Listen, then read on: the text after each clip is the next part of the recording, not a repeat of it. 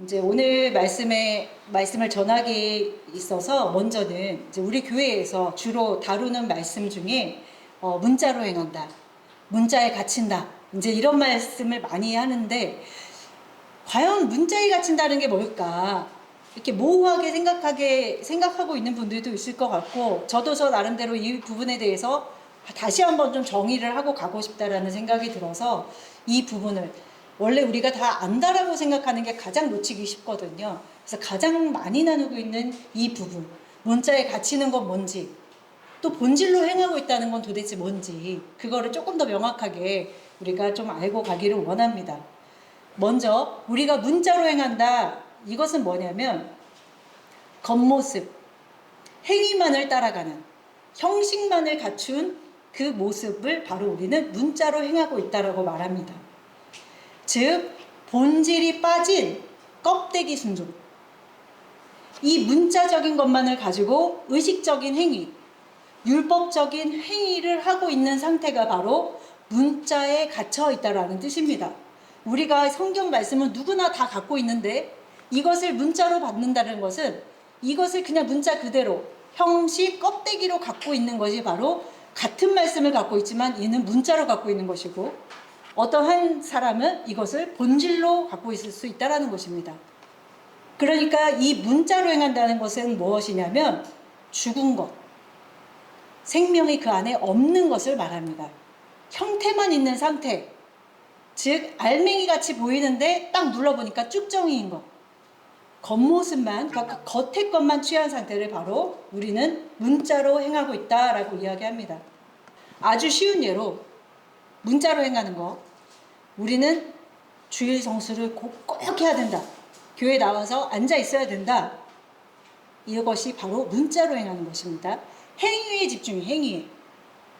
또는 11조, 성경에 11조 하라고 했으니까 이거 11조 안 하면 내가 다음에 사업에 내가 어떤 지장이 있을지 몰라서 11조를 꼭 하는 행위. 하지만 본질은 무엇을 얘기하냐면 그것은 행위일 뿐이고 본질은 뭐냐면 하나님을 사랑하고 하나님을 예배하는 마음, 그것에 따라오는 것이 헌금이고 그것에 따라오는 것이 날마다 주를 만나고 싶어서 나오는 행위, 나오는 그 모습, 그것이 바로 같은 모습인 것 같지만 문자로 행하는 것과 본질로 행하는 것의 차이입니다. 문자로 행하는 것에 대해서 조금 더 나누면요, 외적인 행위를 중요시합니다. 율법 조항이라든지 절기, 규례, 이런 것을 지키는 것에 굉장히 집중을 합니다. 그거 하나라도 안 지키면 벌써 본인이 불안해집니다. 그리고 다른 사람을 또 같은 불안함으로 이끌게 됩니다. 저번 주에 안 나왔어? 야, 헌금 안 냈어? 와, 권사가 돼가지고 빠져? 계속 이런 식으로 계속 행위에 집중을 해서 행위적인 것으로 계속 올가매는 거예요. 자기만 올가맬 뿐더러 다른 사람을 올가매기 시작하고 다른 사람의 출결석을 체크하기 시작하고 다른 사람이 말씀을 어떻게 하는지, 기도를 어떻게 하는지 계속 행위적인 것에 집중하게 됩니다. 그것은 결국에 어떻게 이어지냐면 나는 지켰어, 너는 안 지켰어, 이런 행위로 이제 이어지기 시작합니다. 그것은 자기의 만족감이 될 수도 있고 이제 자랑으로 이어지기 시작합니다. 꼭 누구에게 내가 이렇게 해서 자랑해서가 아니라 그것이 차곡차곡 내 안에 의로 쌓이기 시작합니다. 만족감으로 쌓이기 시작합니다. 이것이 뭐냐면 자기의 의로서 하나님의 본질을 가리우고 문자로 행하고 있는 상태를 이야기하고 있습니다. 진짜 본질은 다 놓치면서 껍데기만 남아있는 그 행위만 붙들고 있는 그 상태를 하나님께서 성경적으로 음란을 행하고 있구나 라고 이야기합니다. 부부생활로 치면은 사랑이라는 본질은 빠진 채 육체적인 행위만 남은 상태를 바로 음란이라고 하죠. 이것을 성경적으로 예배를 드릴 때 우리가 하나님의 본질이신 그 사랑을 놓친 채 행위만을 갖고 있기 때문에 하나님께서는 음란한 세대라고 이야기합니다. 성경적인 예로 살펴보면요, 바리새인들의 모습을 살펴보겠습니다. 그들이 율법에는 굉장히 정통한 자들이었고 율법에는 굉장히 충실한 자들이었습니다. 뭐 무게 하나, 안식일에 이거 하나 뭐 무게를 달아서 이건 들어도 되고 이건 안 들어도 되고, 이건 먹어도 되고 이건 안 먹어도 되고, 이건 봐도 되고 안 봐도 되고, 여러 가지 그 율법 조항들을 가져서 그것을 굉장히 지키려고 충실했단 말이에요. 그런데 예수님께서 그들과 굉장히 부딪혔던 이유는 뭐냐면 예수님 자신이 본질이셨기 때문에 그 문자를 가진 자들과 충돌할 수밖에 없었어요. 왜냐하면 그 문자만을 가진 자들의 그 속에는 뭐가 빠져 있었냐면 그 안에 예수님의 그 정신, 사랑, 긍휼, 정의 이게 다 빠져 있던 거예요. 행위는 굉장합니다. 행위. 마태복음 23장 23절을 한번 읽어보겠습니다. 다 같이 읽겠습니다. 화 있을진저 외식하는 서기관들과 바리새인들이여 너희가 박하와 회향과 근처의 11조는 들이되 율법에 더 중한 바 정의와 긍휼과 믿음은 버렸도다. 그러나 이것도 행하고 저것도 버리지 말아야 할지니라. 맹인된 인도자여 하루살이는 걸러내고 낙타는 삼키는도다. 화 있을진저 외식하는 서기관들과 바리새인들이여 잔과 대접의 겉은 깨끗이 하되 그 안에는 탐욕과 방탕으로 가득하게 하는도다. 바로 이것입니다. 안에는 본질이 없어. 예수님의 사랑과 정의와 긍휼은 없는데 겉만 깨끗해. 겉만 거룩한 척, 예배하는 척, 모든 율례를 다 지키는 척. 그런데 하나님이 보시기에 그 안에는 죽은 뼈들이 가득하고 탐욕과 방탕으로 가득하다는 것입니다. 우리는 오늘 이 말씀을 들으면서 이걸 들으면서도 그래도 나는 그래도 좀 나은 편이지 이렇게 하고 있다면 아직도 우리는 그 안에 너무나도 육신적이고 문자적인 것들이 많은 것이고 이 말씀을 받을 때 그렇다. 내가 정말 맹인된 인도자구나. 내 안에 과연 하나님의 그 긍휼이라는 것이 있는가. 이것에 대해서 하나님께서 깨닫게 해주시기 원합니다. 네. 그러면 다시 말해서 우리 이제 교회에서도 원어를 많이 살펴봅니다. 원어로 보면은 그거는 본질을 가진 것입니까? 그럼 원어로 보면 성경이 지금 한글로 우리가 이렇게 돼 있는데 원어를 잘 알아서 이걸 원어로 알아요. 그래서 원어로 나눕니다. 그럼 우리 교회는 본질로 행하는 겁니까? 아닙니다. 우리가 아무리 히브리어에 능통하고 우리가 아무리 원어를 탐구해서 그거를 정말 유창하게 나눈다 한들 그 안에 예수님의 사랑과 긍휼과 정의가 빠지면 그것 또한 문자입니다. 아무리 학식이 높아서 정말 온갖 수단을 다 동원해서 뭐 히브리어 원어를 막 파헤치고 그것을 분절 음으로 나눠서 나누고 이런다 한다고 해서 그것이 본질로 행하는 거 아니에요. 본질을 가졌다라는 것은 그런 외적인 것이 아니라 히브리어 원어를 알면 더욱 히브리어 원어는 하나님의 말씀의 본질로 들어가게 하는 사다리 역할을 할 수 있습니다. 아주 좋은 도구죠. 더 본질로 가까이 하게 가는 도구일 수는 있지만 그것 자체가 본질은 아닙니다. 그것을 가지고 있어도 본질로 행함이 따르지 않으면 그것 또한 문자인 것입니다. 우리가 아무리 그 사닥다리를 타고 들어가도 그 문을 열고 그 본질을 누리지 않으면 아무런 의미가 없습니다. 예를 들어서 헤세드라는 단어를 우리가 많이 들었습니다. 헤세드. 히브리 원어죠. 사랑, 인애, 자비 그런 뜻을 갖고 있습니다. 헤세드가. 그런데 이 언어를 알아 우리가 이제 헤세드라는 원어를 알아. 근데 그 실제가 그 사랑과 자비가 내 안에서 영으로 삶에서 나타나지 않으면 죽은 지식인 거죠. 문자로 행하고 있는 것입니다. 문자로. 그럼 반대로 본질로 행하는 것은 무엇일까? 이거 문자입니다. 성경 말씀이 문자인데 성경 그 자체는 문자예요. 그런데 그 문자 안에 담긴 하나님의 마음과 의도를 깨닫고 그분의 그 성품, 하나님의 영, 그것으로 사라지는 것. 내가 행위로서 살아가는 게 아니라 나는 죽고 예수 그리스도가 사시는 그것이 바로 본질로 행하는 것이에요. 우리 안에 말씀이 들어가고 그 씨앗이 잉태돼서 그 예수 그리스도의 삶이 나타나는 것. 내가 예수님처럼 살으라는 게 아니에요. 예수님처럼 노력하라는 게 아니에요. 예수가 내 안에 오셔서 예수가 사시는 삶이 본질인 것이지 내가 막 나를 쳐가지고 막 복종시켜서 예수님처럼 살아야 돼. 막 예수님 같이 행해야 돼. 막 노력을 하는 거예요. 내 속을 막 끓고 있는데 예수님처럼 해야지. 이것을 말해 그것은 언젠가는 한계에 부딪히게 되어 있습니다. 반드시 한계에 부딪혀야만 하고요. 그래야지 진짜가 오거든요. 내 걸로 행하는 것은요, 언젠가는 끝을 맞이해야 돼요. 종말을 맞이해야 합니다. 근데 그것도 되게 중요합니다. 내 안에 있는 것으로 행하는 것도 굉장히 중요한 것이 뭐냐면 그것이 있어야 본질이 옵니다. 그거 없이 과정 생략하고 바로 본질이 오는 것이 아니라 내 것으로 행할 만큼 행하게 하세요. 다 그것을 소비하게 하십니다. 그래서 가난하게 만드세요. 내 안에 있는 선으로 내가 되게 부자인 줄 알고 막 선을 행했단 말이에요. 제 얘기예요. 막 선을 행했어요. 저는 막 화도 안 내는 줄 알았고 전 되게 착한 줄 알았는데 하나님께서 일하시기를 제 안에 그 불법들을 막 드러내시기를 시작하십니다. 그래서 한계에 부딪히게 하세요. 아, 나는 도저히 사랑할 수 없어. 이 사랑으로는 품을 수 없구나. 아, 이거는 그냥 내 노력이었구나. 그래서 내가 가지고 있는 것이 완전히 그냥 쓰레기, 배설물이라는 걸 알게 됩니다. 그럼 언제 어떻게 해요? 그것을 버려요.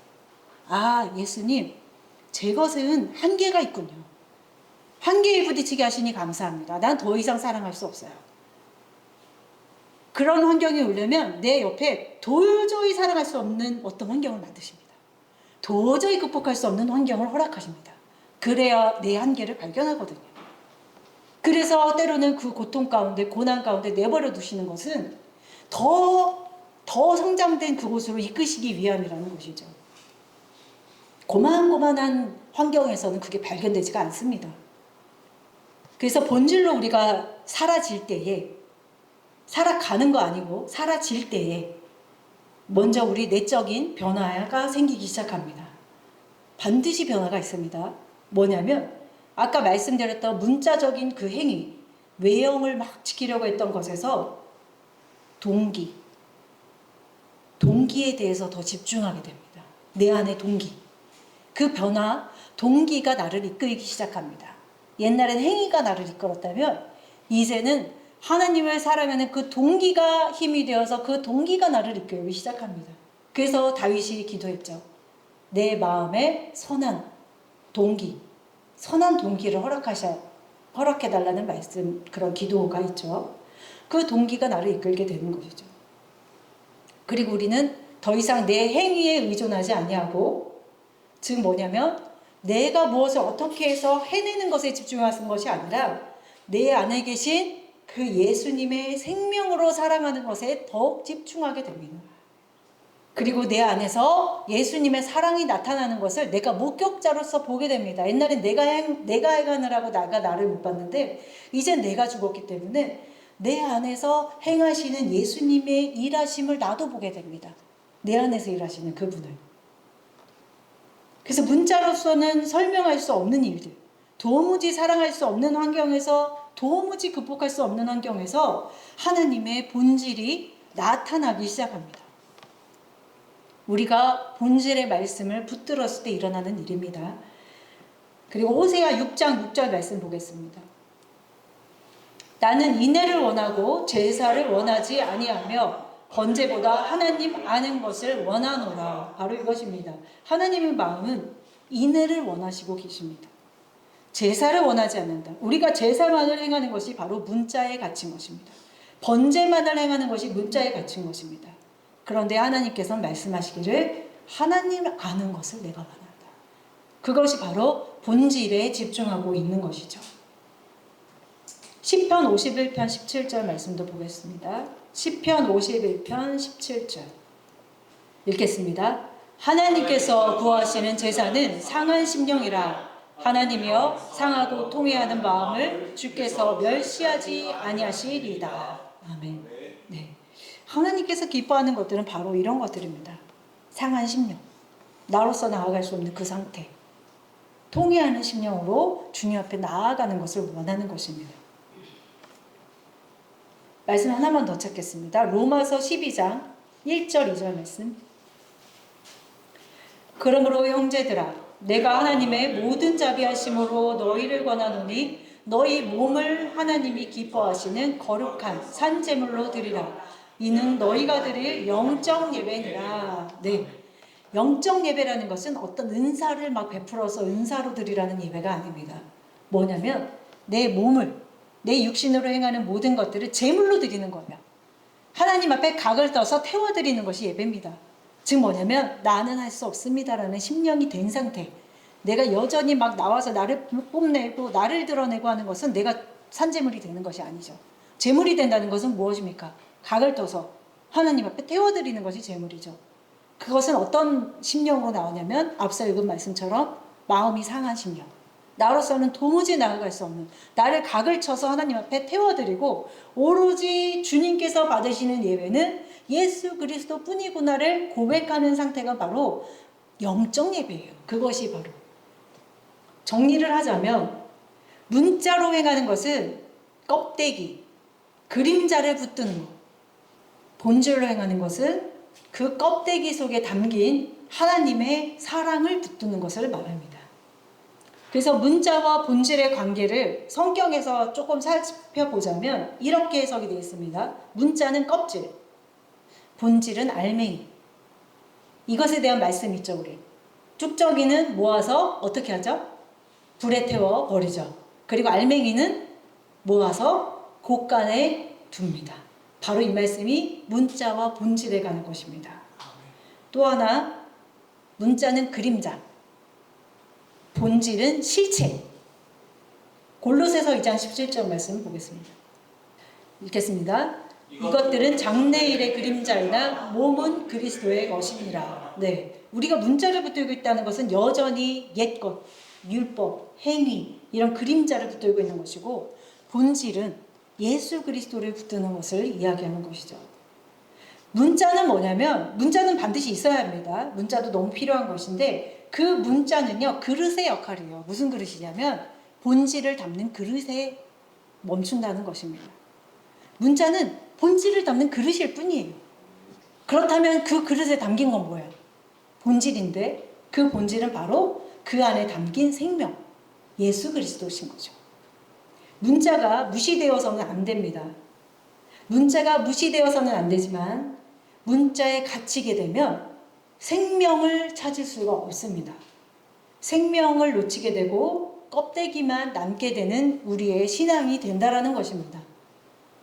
그래서 우리가 본질로 이것이 받아들여지지 않으면 우리가 아무리 많은 날을 신앙생활을 한다 해도 여전히 우리는 쭉정이 상태에 있게 되는 것입니다. 왜 기독교인들이 바깥에서 그렇게 욕을 먹고 본이 되지 않고 왜 그럴까요? 여전히 행위는 갖고 있지만 그 안에 본질로 행하는 생명이 나타나지 않기 때문입니다. 또 살펴보면은 가인과 아벨의 제사에도 우리가 문자와 본질을 살펴볼 수 있습니다. 가인의 제사가 겉으로 보기에는 문제가 없었습니다. 왜냐면 가인의 제사도 땅의 소산물로 드렸지만 그가 갖고 와서 하나님 앞에 드린 거잖아요. 겉으로 보기에는 아무 문제가 없는 것 같은데 하나님께서는 가인의 제사를 받지 않으십니다. 둘의 제사에는 뭐가 문제였을까요? 뭐가 달랐기 때문에 가인의 제사는 받지 않고 아벨의 제사만 받으셨던 걸까요? 뭐냐면 그 모습을 보면 알 수 있습니다. 아벨의 제사에는 예수가 있었습니다. 흘린 피. 그런데 가인에게 하나님께서 선이 없다라고 이야기합니다. 선. 가인의 결국은 뭐였죠? 가인이 하나님께서 본인의 제사를 받지 않으니까 그 결국 그의 열매가 뭘로 나타납니까? 아벨을 죽이는 살인으로 나타납니다. 바로 이겁니다. 우리가 하나님의 말씀을 본질을 행하지 아니하고 문자로 갖게 되면 살인을 계속하는 것입니다. 무엇으로? 말씀으로 살인을 합니다. 판단하고 정죄하고 자기가 의롭다는 것으로 내 형제를 죽이기까지 이르는 것이 가인의 문제가 아니라 오늘날 우리 가운데 나타나는 영적 실태라는 것입니다. 그의 열매가 그가 어떤 제사를 드렸는지를 보여주는 거예요. 가인의 결국은 사망이었던 것입니다. 살인을 하는 것이죠. 우리가 지금 가인의 예배를 드리고 있을 수 있습니다. 겉보기에는 아무 문제가 없어요. 예배도 잘 드리고 이것저것 다 합니다. 그런데 그의 마지막 열매를 봤을 때 살인의 모습을 갖고 있을 수 있다는 것이죠. 내 형제를 실족시키고, 형제를 실족시킨다는 건 뭐냐면 1차적으로는 그 본질을 놓치고 있는 게 형제를 실족시키는 거예요. 예수 그리스도를 십자가에 못 박게 하는 행위가 바로 살인 행위입니다. 본질을 못 박는 것. 본질을 가두고 문자로 행하는 상태가 예수 그리스도를 날마다 죽게 만드는 행위라는 것이죠. 하나님을 향한 진정한 예배가 아닌 형식적인 예배의 결국은요, 자기와 남을 비교하고 분노하고 시기 질투하고 하는 것으로 드러나게 됩니다. 우리 가운데의 예배 가운데 있어서 내 안에 분노와 시기와 질투와 이런 것이 드러나는 것은 일단은 감사하십시오. 감사할 일입니다.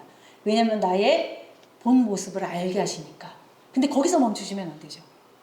그렇습니다. 하나님, 제 안에 여전히 남을 판단하고 시기하고 분노하는 일들이 내 안에 있습니다. 저는 죽을 수밖에 없는 자입니다. 하지만 이것에서 벗어나 정말 이제는 본질로 행하여서 생명으로 나아가길 원합니다. 거기까지 가지 않으면 우리는 또다시 살인합니다. 또다시 내 형제를 미워하고 눈이 가리워지고 보지 못해서 시기와 질투를 한 채로 너 때문이야 라고 끝맺음을 하게 된다는 것입니다.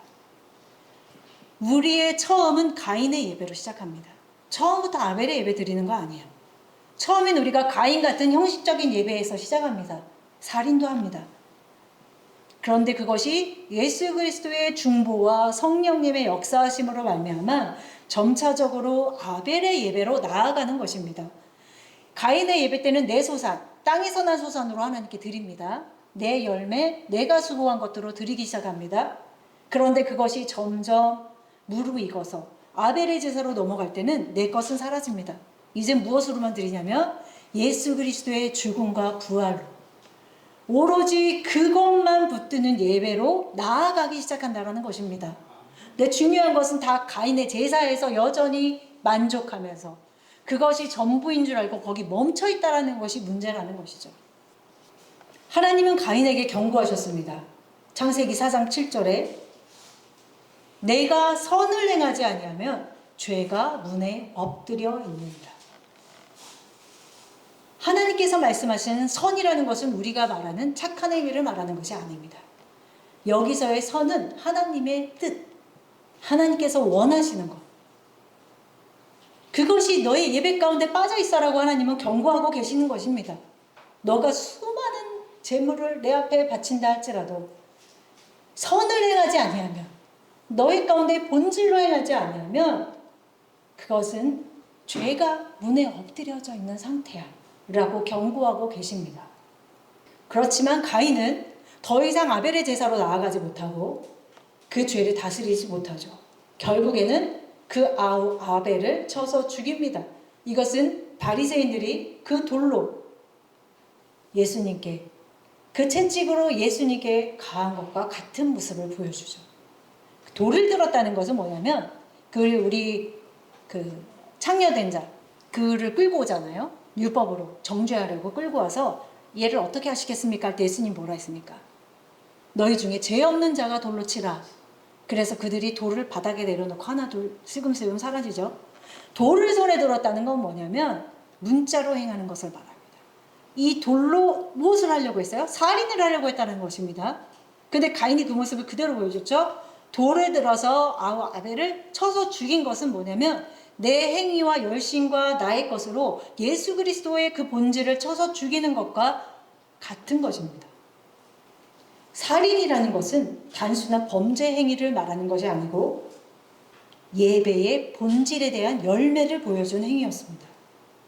가인의 예배는 문자적인 예배였고 그것이 거부당함으로써 분노에 이르고 그것이 살인이라는 열매를 맺게 된 것이죠. 정말 우리가 깨어있어서 우리가 정말 이런 가인의 예배에 머물러 있지는 않은가. 행위와 열심으로써 막 드리는데 이렇게 드렸는데 하나님께서 나를 거부하시는 것 같은 때가 있습니다. 하나님, 내가 이렇게 많은 재산과 예물과 나의 온갖 충성을 다했는데 하나님께서 가인의 제사를 받지 않은 것처럼 거부를 당하는 일이 있는 거야. 내가 이렇게까지 했는데 하나님이 나한테 이렇게 하신다고요? 내가 이렇게 했는데 제 사업이 망해요? 제가 이렇게 했는데 제가 이렇게 질병에 처한다고요? 그 마음이 거부당한 것 같습니다. 그러니까 어떻게 됩니까? 분노에 이르게 됩니다. 내가 이렇게까지 했는데 하나님 도대체 살아 계십니까? 어떻게 내 예배를 받지 않으실 수가 있어요? 내가 이렇게까지 했는데. 그러니까 결국에는 어떻게 돼요? 살인해요. 무엇을 살인합니까? 본질을.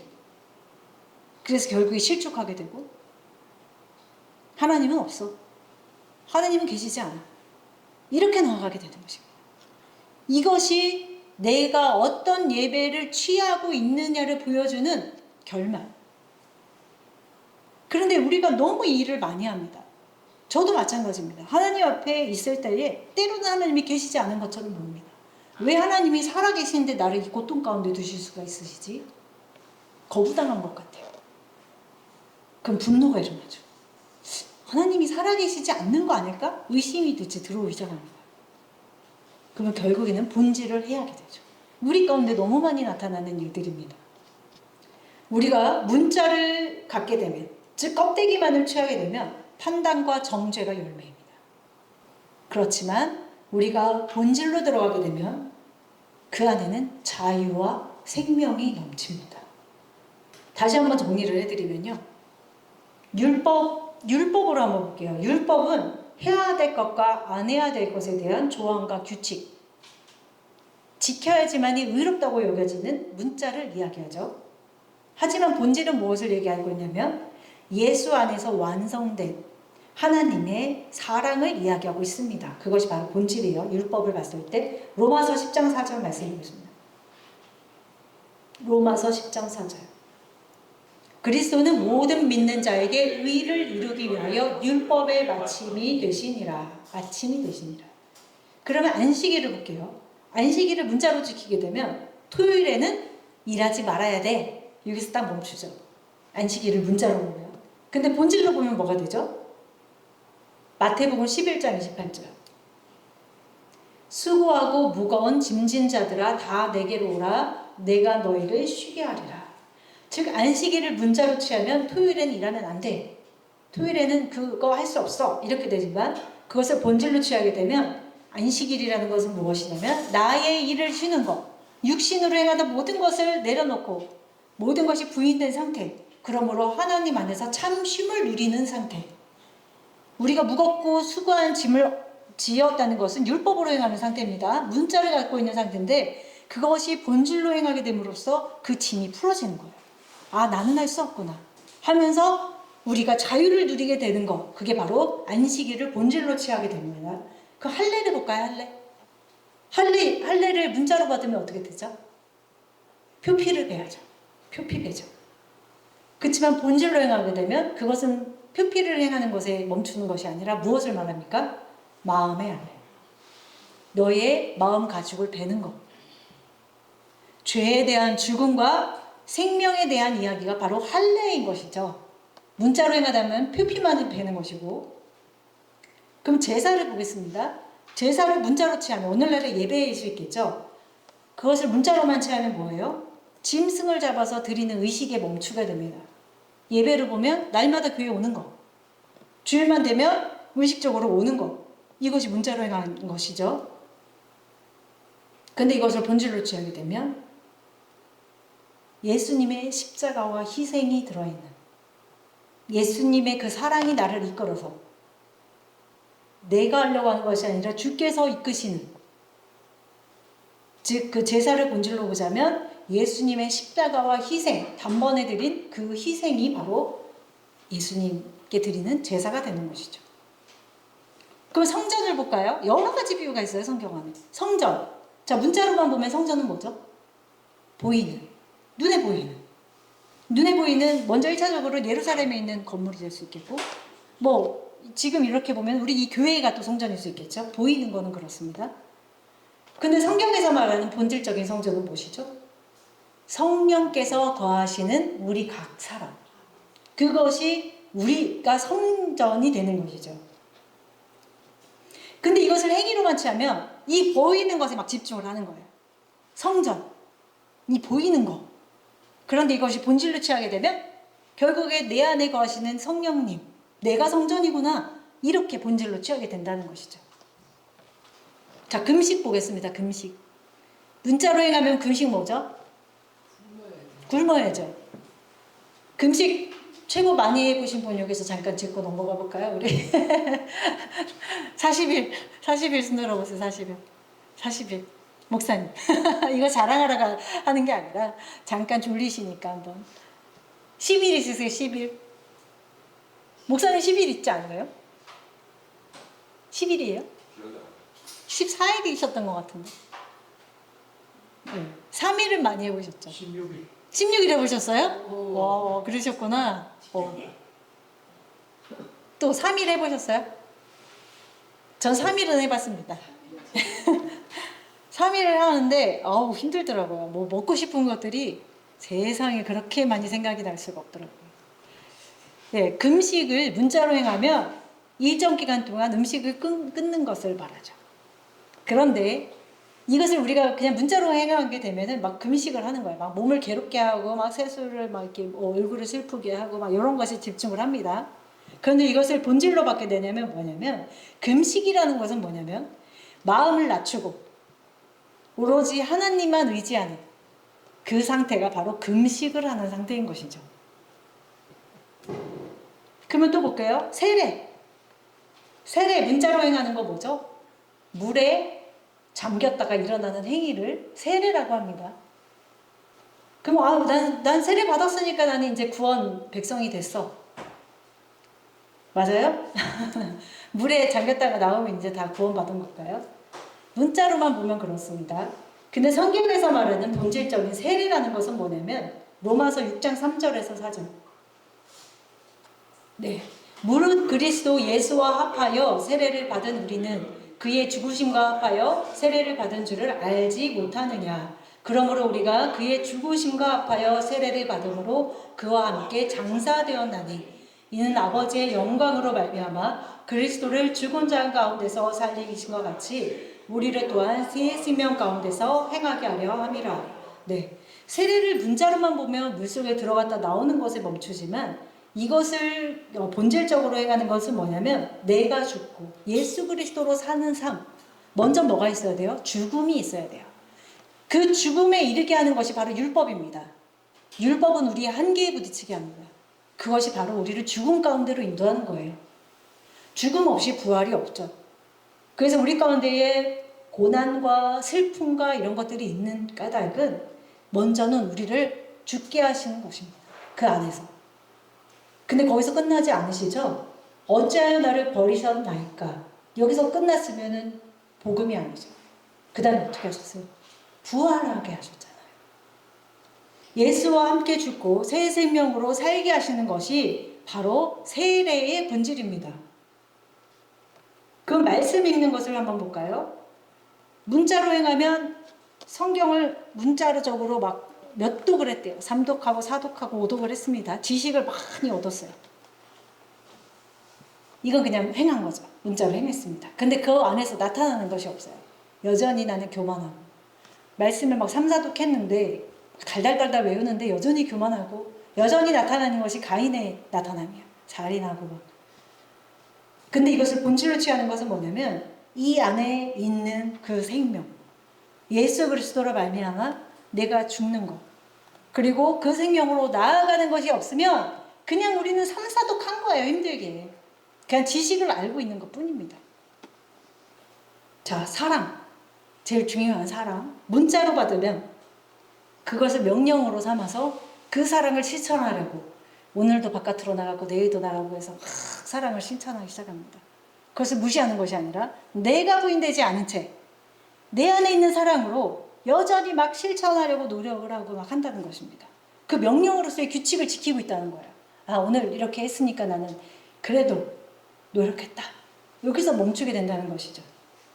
근데 본질은 뭐냐면 아, 내 사랑으로는 할 수 없구나. 내 사랑은 여기까지구나.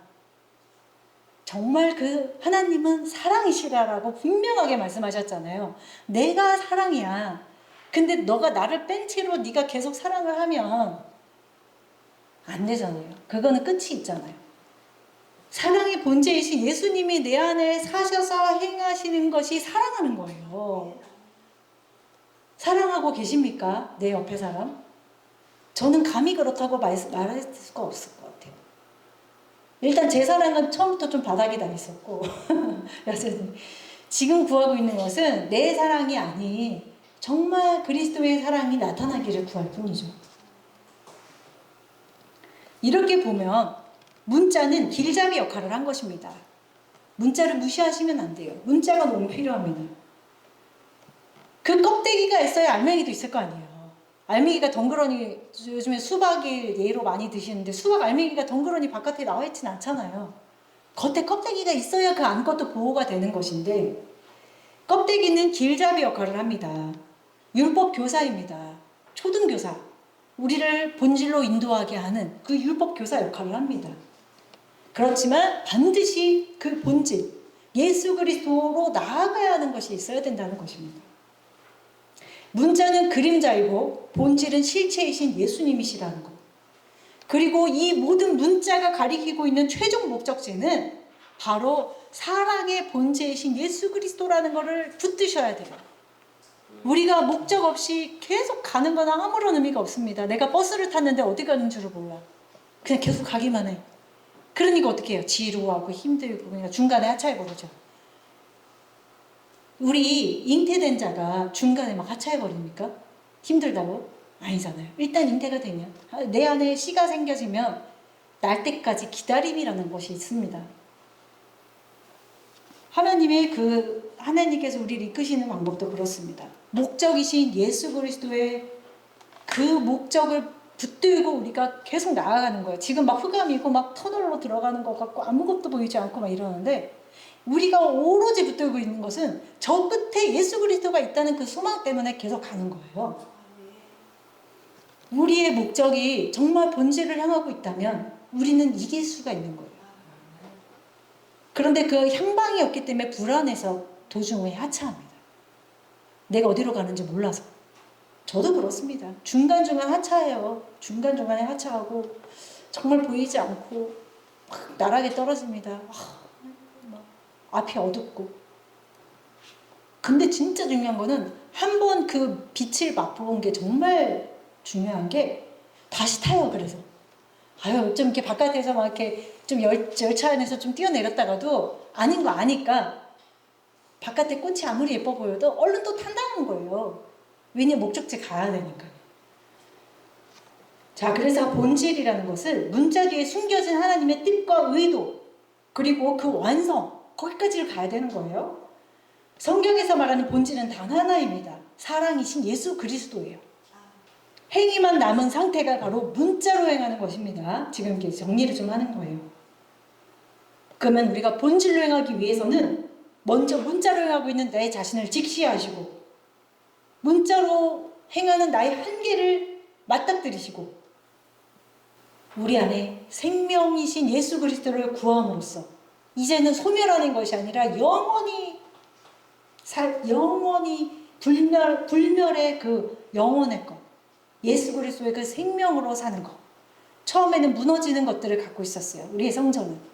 그런데 예수 그리스도가 오심으로 이제는 무너지지 않을 성 예루살렘, 영원한 예루살렘이 지어지기를 소망해야 된다는 거예요. 언제까지 옛날 그 천막 교회를 붙들고 그것이 전부라고 계속 그걸 붙들고 있겠습니까? 홀대를 세우고 또 옮겨야 되고 또 가야 되고 우리는 계속 그 삶을 사는 거예요. 그런데 이제는 무너지지 않을 새 예루살렘이 내 안에 세워지는 것을 소망해야 된다는 것입니다. 네. 그래서 이제 계속 정리를 하고 있는데, 사랑의 본질은요, 하나님이신 예수 그리스도, 그리고 그분의 사랑. 그리고 율법이나 의식이나 원어, 지식, 이런 것은 다 그림자. 그리고 그 본질은 그림자가 가리키고 있는 그 실체. 사랑의 출발점은요, 내가 애써서 만들어내는 감정적인 요소가 아닙니다.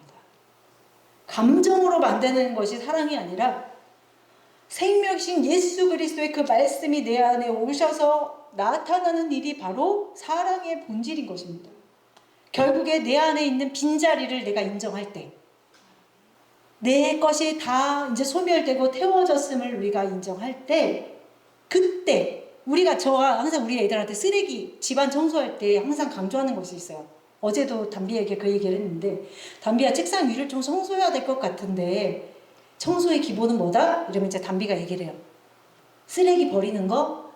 그래, 버려야 돼. 일단은 버려야 돼. 버리지 않고 어떻게 청소가 되겠니? 항상 얘기를 합니다. 맞습니다. 우리 안에 새로운 것으로 채워지려면 일단 버려야 돼요. 근데 내 것이 좋으면 안 버리죠. 쓰레기인지 모르면 안 버려요. 내 안에 아무리 좋은 모양으로 믿음과 막 소망과 막 사랑과 절제가 있는데 하나님 보시기에 배설물이거든요. 근데 우리 그거 좋다고 책상 위에 다 늘어놓습니다. 근데 우리가 분별하게 되면 그거 배설물인 거 알게 돼요. 다 치워요. 다 버립니다. 그럼 이제 어떻게 돼요? 예수 그리스도의 본질로 채워지기 시작하는 거예요. 버렸기 때문에. 네, 그래서 우리가 그 한계를 깨닫게 하는 것은 반드시 문자가 필요한 것이고, 율법이 요구하는 바는 바로 그것입니다. 우리가 그 한계, 죽음에 이르게 하는 것. 그래서 우리가 정말 그 사랑이신 예수 그리스도의 본질로 행하는 것만이 이제는 껍데기가 아닌, 그 문자가 아닌 영으로 행하게 되는 것임을 우리가 다시 한번 이렇게 정리를 하고 가는 거예요. 아, 문자로 행하는 것이 뭔지, 본질로 행하는 것이 뭔지 오늘 좀 정리가 되셨었으면 좋겠고요. 그래서 마지막으로 갈라디아서 2장 20절의 말씀을 읽고 우리가 또 기도하는 시간 갖도록 하겠습니다. 갈라디아서 2장 20절 말씀 읽겠습니다. 내가 그리스도와 함께 십자가에 못 박혔나니, 잠깐, 그리스도와 함께 뭐가 못 박혀요? 문자로 행하는 것이 못 박힙니다. 율법으로 행하던 것이 못 박힙니다. 그리스도와 함께. 그죠? 그러면 이제는 어떻게 돼요? 난 죽었잖아. 그러니까 내가 사는 것이 아닙니다. 이제는 나는 죽었어요. 내 사람 죽었고요. 내 믿음 죽었고요. 내가 나가려던 그 모든 길 다 죽었습니다. 그러니까 이제 어떻게 됩니까? 이제는 내가 사는 것이 아니고 오직 내 안에 그리스도. 이제는 본질로 사는 거예요. 본질로 사는 것이라. 다시 한번 읽겠습니다. 내가 그리스도와 함께 십자가에 못 박혔나니 그런즉 이제는 내가 사는 것이 아니요 오직 내 안에 그리스도께서 사시는 것이라. 이제 내가 육체 가운데 사는 것은 나를 사랑하사 나를 위하여 자기 자신을 버리신 하나님의 아들을 믿는 믿음 안에서 사는 것이라. 문자로 행할 때는 누구를 믿었어요? 자기 자신을 믿었어요. 그죠? 문자로 행할 때는. 근데 이제는 뭐예요? 이제는 나를 믿는 것이 아니라 나를 사랑하셔서 나를 위하여서 자기 자신을 버리신 누구의 믿음? 하나님의 아들을 믿는 그 아들의 믿음. 그 아들의 믿음 안에서 이제 우리는 살게 되는 것입니다.